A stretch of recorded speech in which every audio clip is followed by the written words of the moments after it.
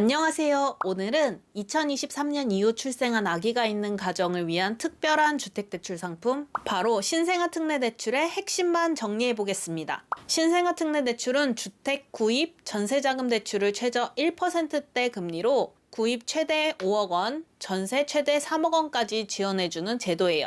2년 이내 출산한 무주택 가구뿐 아니라 디딤돌 대출의 경우 1주택자의 대환 대출도 가능합니다. 크게 디딤돌 대출과 버팀목 대출로 나눌 수 있는데요. 디딤돌 대출은 최대 5억 원까지 빌릴 수 있고, 특히 생애 최초로 집을 사시는 분은 더 높은 비율, LTV 80%로 대출을 받을 수 있습니다. 금리는 연 1.8%에서 최대 4.5%까지 적용될 수 있습니다. 전세자금 대출인 버팀목 대출은 최대 3억 원까지 가능하며 금리는 연 1.3%에서 최대 4.3%까지입니다. 더 자세한 내용은 더보기란 주택도시기금 웹사이트에서 꼼꼼하게 확인하실 수 있습니다. 신청 채널은 우리, 국민, 농협, 신한, 하나은행과 주택도시기금 포털인 기금이 든든 홈페이지에서 신청하실 수 있어요. 혜택이 큰 만큼 아무나 받을 수 있는 건 아니겠죠? 중요한 대출 조건들을 하나씩 살펴보겠습니다. 가장 중요한 조건은 대출을 신청하는 날 기준으로 2년 이내에 출생 또는 입양한 자녀가 있어야 합니다.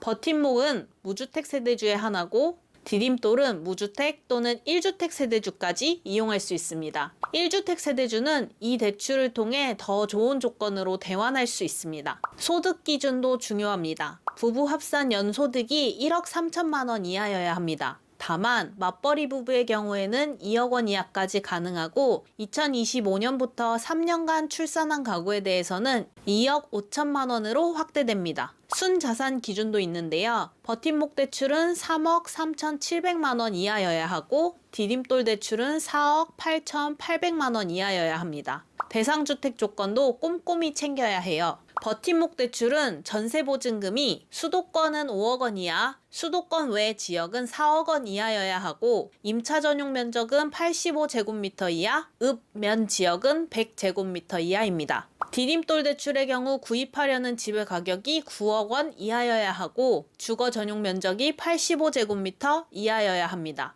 혹시 우리 집은 안 되는 건가 걱정되시나요? 그래서 다음 단계가 더 중요합니다. 계약 전에 매물이 신생아 특례대출 대상인지 꼼꼼히 확인해야 해요. 특히 주택가액과 전용 면적 조건은 계약 전에 미리 체크하는 게 중요합니다. 대출 신청 전 사전 상담을 받아보세요. 은행이나 주택도시기금 상담센터에 연락해 내 자격과 매물 정보로 대출 가능 여부를 확인합니다. 가능성이 높다는 답변을 받으면 계약서를 작성해야 하는데요. 계약서 작성 시 대출 불가 시 계약 해제 가능, 특약 조항을 꼭 넣어두세요. 이렇게 하면 만약 대출 승인이 나지 않아도 계약금을 보호할 수 있어요. 주거용 오피스텔이나 1주택자 기존 보유주택에 대한 대환 대출도 가능한지 상담을 통해 확인하세요. 자, 이제 가장 궁금해하실 부분이죠. 서울과 경기 지역에서 신생아 특례 대출로 내 집 마련이 가능한 곳은 어디일까요? 아무래도 집값이 비싼 서울에서는 9억 원 이하의 아파트를 찾기가 쉽지 않습니다. 하지만 꼼꼼히 찾아보면 강북구, 도봉구, 노원구, 금천구, 구로구 등에서 비교적 합리적인 가격의 아파트를 발견할 수 있습니다. 물론 전용 면적이 85제곱미터 이하라는 조건도 잊지 마셔야겠죠? 경기도는 서울보다 선택의 폭이 넓습니다. 특히 최근에는 고양시에서 신생아 특례 대출의 효과를 톡톡히 보고 있다는 이야기가 들립니다.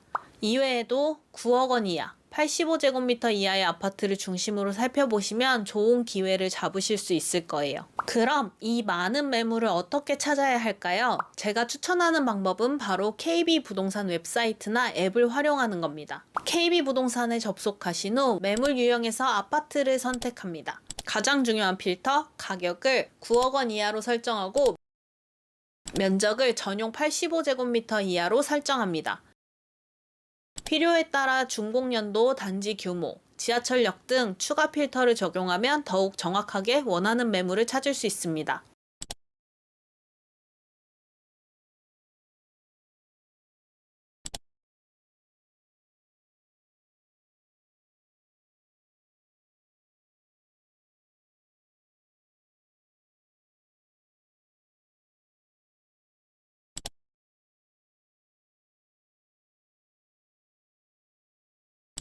조건을 입력한 뒤 검색 버튼을 누르면 해당 지역의 대상 매물이 나옵니다.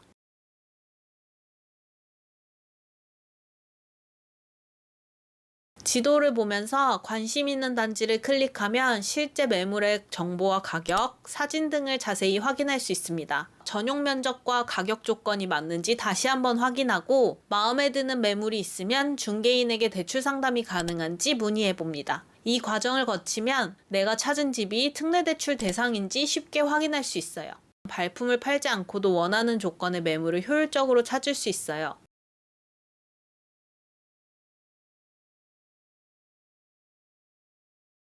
오늘은 신생아 특례 대출에 대한 핵심을 정리해 봤는데요. 다시 한번 강조하지만 이 대출은 예산 소진 시까지 진행되므로 조건에 해당하신다면 서두르시는 것이 좋습니다. 혹시 대출 접수일 기준으로 2년 이내에 추가로 자녀를 출산하게 된다면 특례 금리 적용 기간이 연장될 수도 있다는 사실 잊지 마세요. 궁금한 점이 있다면 언제든지 댓글로 질문해 주세요. 제가 아는 선에서 최대한 자세하게 답변 드리려고 노력하겠습니다. 혹시 영상보다 글이 편한 분이 계시다면 더보기란의 블로그 링크를 확인해 주세요. 다음에도 유익한 정보로 돌아오겠습니다.